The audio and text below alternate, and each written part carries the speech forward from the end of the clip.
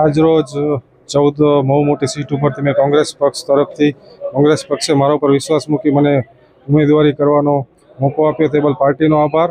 અને મારે મહુ સીટમાં આવતા તમામ ગામડાઓના અંદરથી સમર્થકો બહોળી સંખ્યામાં હાજર રહ્યા છે અને પ્રજાનો સત્તા પક્ષ પ્રત્યે ખૂબ આક્રોશ છે. વધતી મોંઘવારી અને અનેક લોકલ પ્રશ્નો ને નડતરના હિસાબે પ્રજામાં આક્રોશ ખૂબ છે.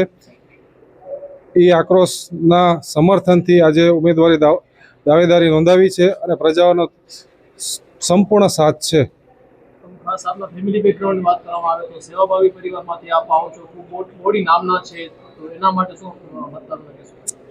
વર્ષોથી મારી ફેમિલી કોંગ્રેસ પક્ષથી જોડાયેલી છે અને કોંગ્રેસ પક્ષની લાગણી અને વિસ્તારના તમામ કાર્યકર્તાઓ અને મત વિસ્તારની પ્રજાની લાગણીને માન આપીને આજે ઉમેદવારી નોંધાવી છે કે તમે વર્ષોથી કોંગ્રેસ સાથે જોડાયેલા છો, તમારામાં સંપૂર્ણ વિશ્વાસ છે. એ લાગણીને માન આપીને ઉમેદવારી નોંધાવી છે. આજે અલગ અલગ ગામડાઓમાંથી આપની સીટ હેઠળ અગ્રણીઓ જોડાયા છે, ત્યારે મતદારો શું અપીલ કરશે? મતદારોને અપીલ છે 26 તારીખે મતદાનમાં કોંગ્રેસ પક્ષના નિશાન સામે બહોળી સંખ્યામાં વધુમાં વધુ મતદાન થાય અને કાર્યકર્તાઓને નમ્ર વિનંતી છે આજથી કામે લાગી જાય અને મતદારોને બૂથ સુધી પહોંચાડવાનું કામ કરે. બાકી વાતાવરણ સારું છે. આપના વિસ્તારમાં બાપુ છેલ્લા 5 વર્ષમાં કેવા વિકાસના કામો થયા છે? વિકાસના કામોની વાત કરીએ તો આપ ગામડે ગામડે વિઝિટ કરી લ્યો.